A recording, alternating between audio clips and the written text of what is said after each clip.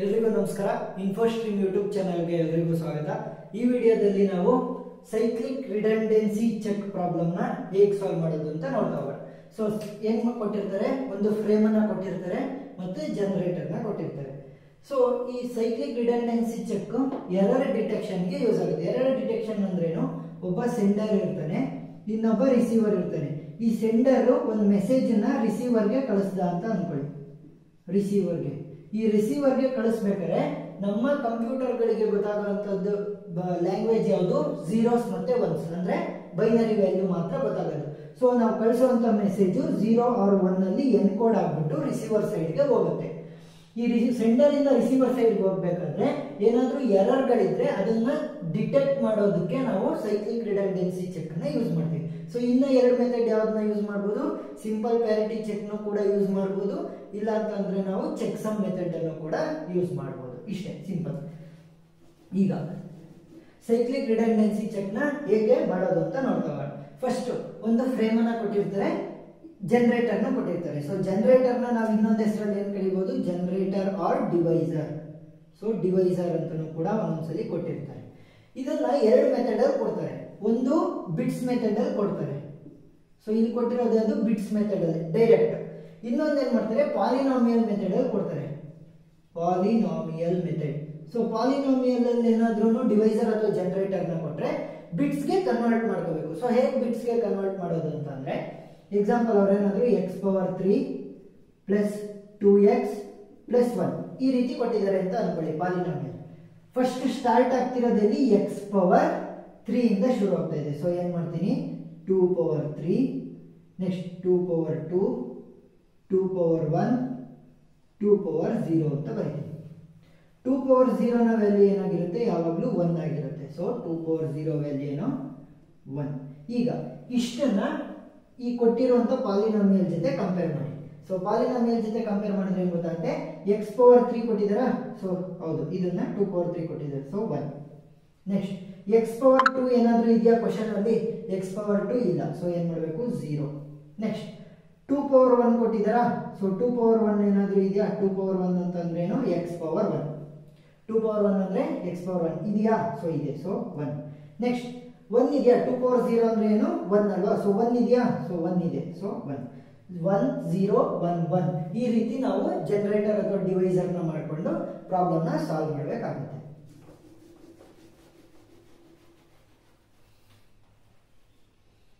ಈಗ ಏನ್ ಮಾಡೋಣ ಅಂತಂದ್ರೆ, ಫ್ರೇಮ್ ನ ಬರ್ಕೊಳ್ಳೋಣ. ಫ್ರೇಮ್ ಇದು ಯಾವ ಸೈಡು, ಸೆಂಡರ್ ಸೈಡ್.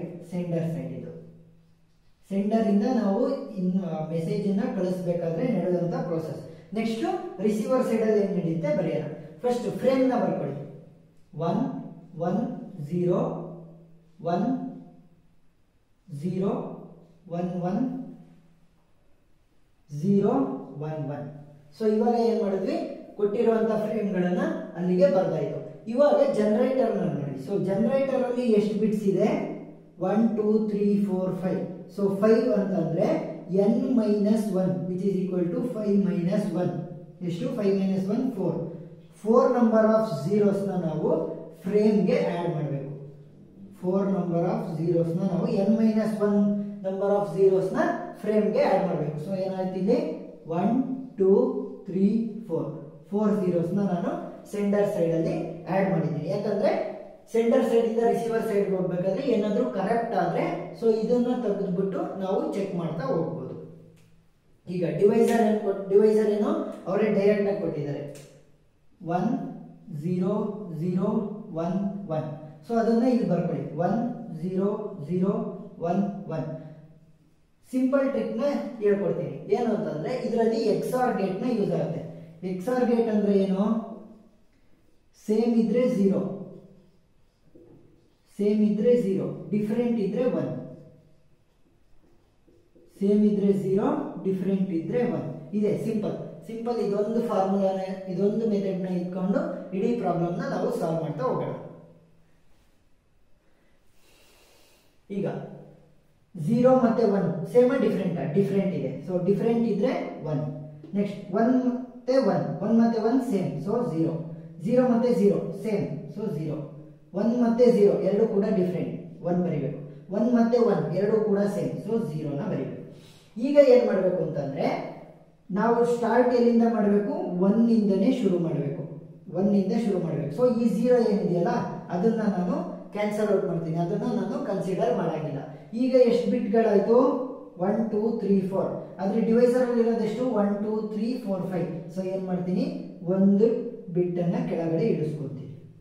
ಸೊ ಇದೇ ಡಿವೈಸರ್ ಇಂದ ಡಿವೈಡ್ ಮಾಡೋಣ, 1 0 0 1 1. ಸೊ ಇವಾಗೇನು 1 ಮತ್ತೆ 1, ಸೊ ಸೇಮ್ ಇದ್ರೆ 0, ಸೇಮ್ ಇದ್ರೆ 0, ಸೇಮ್ ಇದ್ರೆ 0 0 0. ಸೊ ಅಷ್ಟು ಕೂಡ 0 ಆಯ್ತು. ಸೊ 0 ಇದ್ರೆ ನಾನು ಸ್ಟಾರ್ಟ್ ಮಾಡೋದಿಲ್ಲ. ನೆಕ್ಸ್ಟ್ ಏನ್ ಮಾಡ್ತೀನಿ, ಎಷ್ಟು ಡಿಜಿಟ್ಸ್ ಇರೋದು, 1 2 3 4 5. ಸೊ 5 ಬಿಟ್ಸ್ ಗಳನ್ನ ನಾನು ಕೆಳಗಡೆ ಇಳಿಸ್ಕೊಂತೀನಿ. ಸೊ 5 ಬಿಟ್ಸ್ ನ ಕೆಳಗಡೆ ಇಳಿಸ್ಕೊಂಡ್ರೆ 1 0 1 1 0. ಸೊ ಇದು ಸ್ಟಾರ್ಟ್ ಆಗ್ತಿರೋದು 1 ಇಂದ. ಸೊ ಏನ್ ಮಾಡ್ತೀನಿ, ಅದ್ರ ಹಿಂದ್ಗಡೆ ಇರುವಂತಹ ಎಲ್ಲಾ 0ಗಳನ್ನು ನಾನು ಕನ್ಸಿಡರ್ ಮಾಡಲ್ಲ, ಕಾಟ್ ಮಾಡ್ತೀನಿ. ಸೊ ಇದರಿಂದ ಮತ್ತೆ ಡಿವೈಡ್ ಮಾಡಿ, 1 0 0 1 1.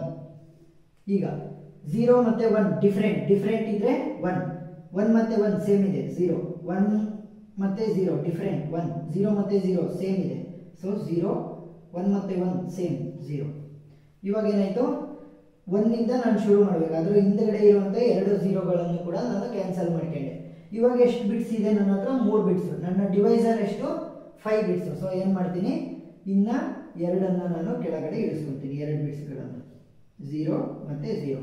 ಇದರಿಂದ ಮತ್ತೆ ಡಿವೈಡ್, 1 0 0 1 1. ಡಿಫರೆಂಟ್ ಇದ್ರೆ 1, ಡಿಫರೆಂಟ್ 1 1, ಸೇಮ್ ಇದ್ರೆ 0. ಇವಾಗ ಏನಾಯ್ತು, 1 ಇಲ್ಲಿಂದ ಶುರು ಆಗ್ತಾ ಇದೆ. ಸೊ ಅದರ ಹಿಂದ್ಗಡೆ ಇರುವಂತ ಎರಡು 0ಸ್ಗಳನ್ನ ನಾನು ಕ್ಯಾನ್ಸಲ್ ಔಟ್ ಮಾಡ್ಕೊಂಡಿದ್ದೀನಿ. ಇವಾಗ ನನ್ನ ಹತ್ರ ಇರೋದೆಷ್ಟು, 5 ಬಿಟ್ಸ್. ಸೊ ಏನ್ ಮಾಡಬೇಕು, ನನಗೆ 5 ಬಿಟ್ಸ್ ಆಗೋ ರೀತಿ ನಾನು ಕೆಳಗಡೆ ಇಳಿಸ್ಕೋಬೇಕು. ಸೊ ಬಟ್ ನನ್ನ ಹತ್ರ ಇರೋದು ಒಂದೇ ಒಂದು ಬಿಟ್, ಸೊ ಕೆಳಗಡೆ ಇಳಿಸ್ಕೊತೀನಿ. ಇವಾಗ ಏನಾಯ್ತು, 4 ಬಿಟ್ಟು ನನಗೆ ರಿಮೈಂಡರ್ ಅಲ್ಲಿ ಉಳ್ಕಂತು, 4 ಬಿಟ್ಟು. ಇಲ್ಲಿ 5 ಇದೆ, ಸೊ 5ರಿಂದ ನಾನು 4ನೇ ಡಿವೈಡ್ ಮಾಡೋಕ್ಕಾಗಲ್ಲ. ಸೊ ಎಷ್ಟು ಬಿಟ್ ಉಳ್ಕಂತು, 4 ಬಿಟ್ ಉಳ್ಕಂತು.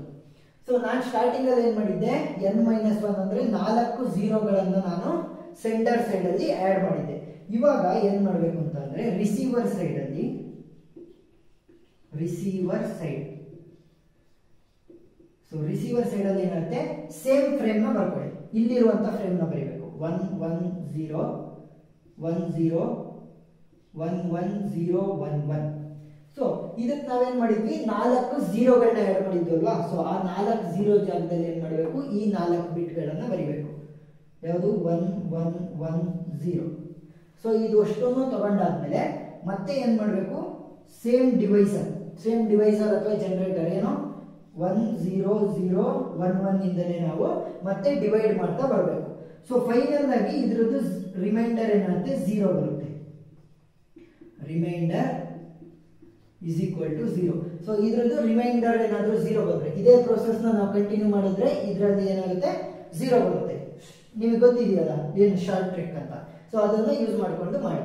ಸೊ ಫೈನಲ್ ಏನಾದರೂ ರಿಮೈಂಡರ್ 0 ಬಂದ್ರೆ ರಿಸೀವರ್ ಸೈಡ್ ಅಲ್ಲಿ, ಸೊ ನಾವು ಕಳಿಸಿರುವಂತ ಮೆಸೇಜ್ ಏನಾಗಿದೆ, ರಿಸೀವರ್ ಸೈಡ್ ಅಲ್ಲಿ ಅಕ್ಸೆಪ್ಟ್ ಆಗಿದೆ ಅಂತ ಅರ್ಥ. ಅಕ್ಸೆಪ್ಟೆಡ್ ಅಂದ್ರೆ ಯಾವುದೇ ಎರರ್ ಕೂಡ ಡಿಟೆಕ್ಟ್ ಆಗಿಲ್ಲ ಅಂತ ಅರ್ಥ.